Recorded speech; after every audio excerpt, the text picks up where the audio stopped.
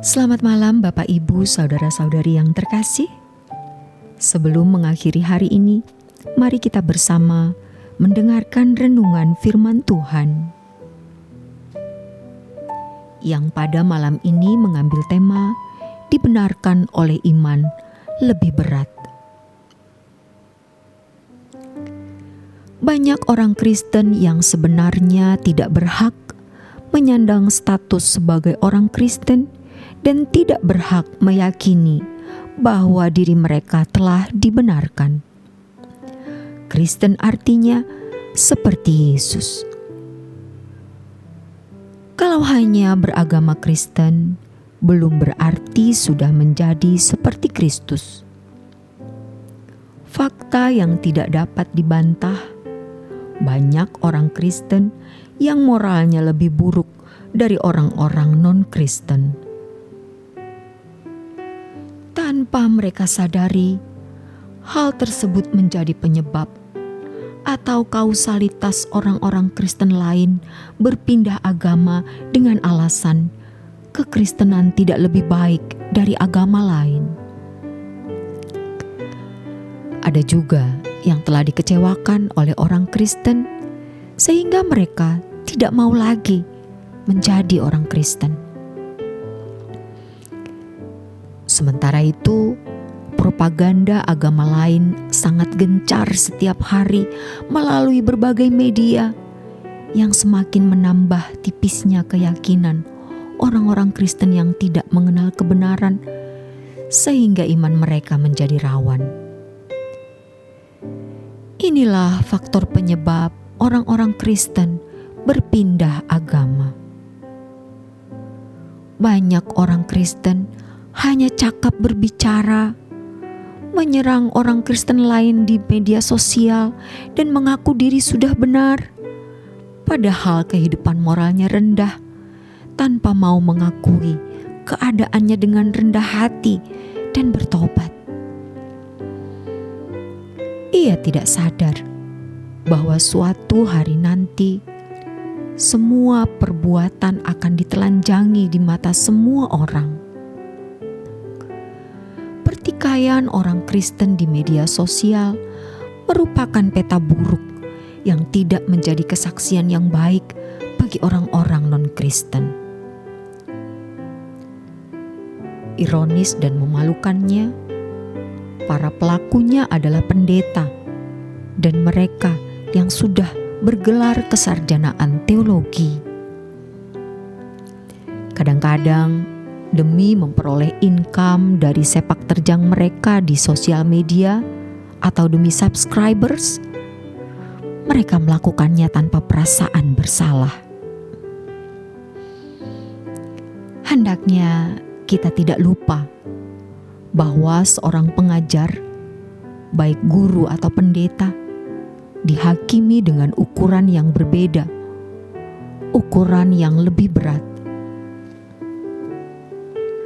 Umpat-mengumpat dan caci maki di sosial media dalam kalangan orang Kristen menambah jumlah bilangan orang non-Kristen yang semakin memantapkan diri untuk tidak akan melangkah mengikuti jejak orang-orang Kristen tersebut.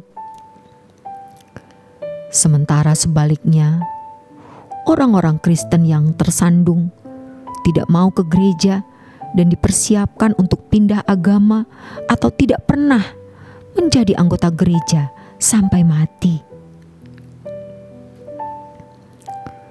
Dengan kualitas moral yang rendah, banyak orang Kristen mengaku bahwa diri mereka sudah selamat dan memiliki kepastian masuk surga.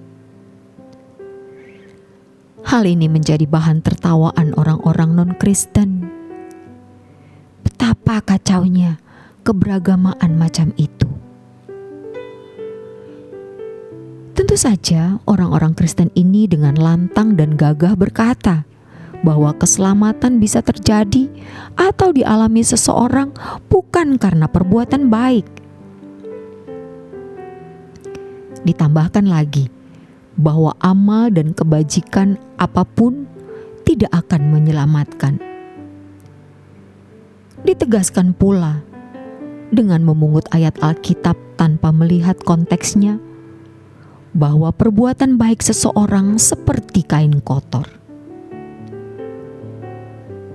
Dari hal itu, orang-orang Kristen yang tidak mengenal kebenaran tersebut memiliki pembenaran untuk merasa diri sebagai orang yang sudah selamat.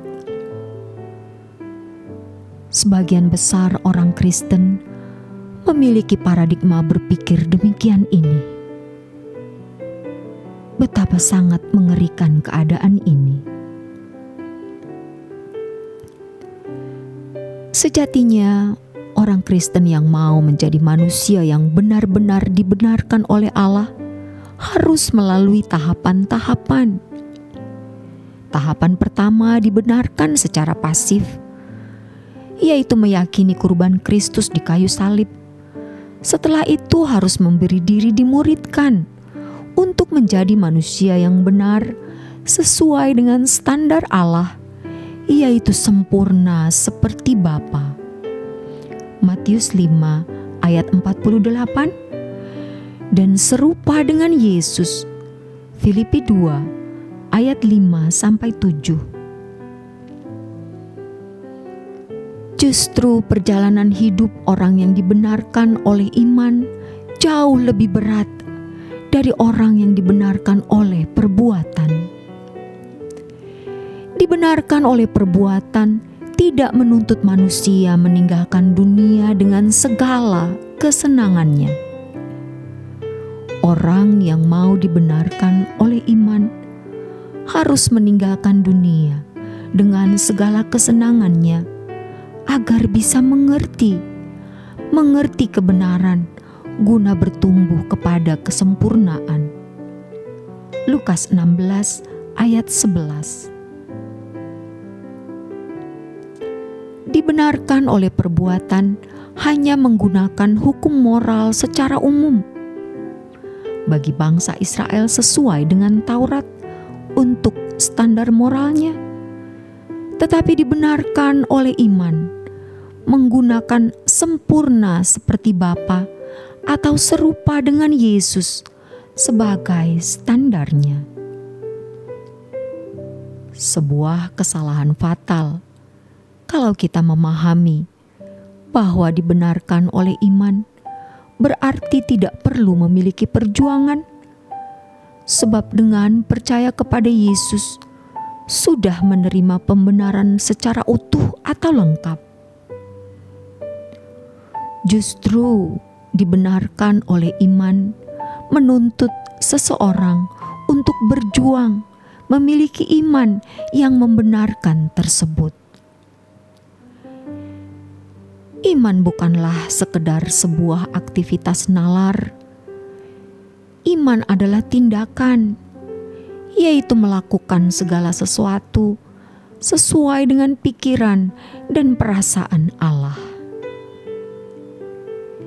Ini berarti umat pilihan harus terus-menerus mengalami pembaharuan pikiran agar dapat mengerti kehendak Allah, yaitu apa yang baik, yang berkenan, dan yang sempurna.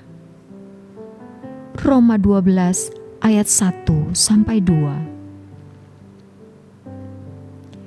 Dengan demikian, orang percaya tidak boleh menjadi serupa dengan dunia ini, tetapi serupa dengan Yesus. Oleh sebab itu, dapat disimpulkan bahwa orang yang dibenarkan pasti berkeadaan tidak sama dengan dunia ini, tetapi serupa dengan Yesus.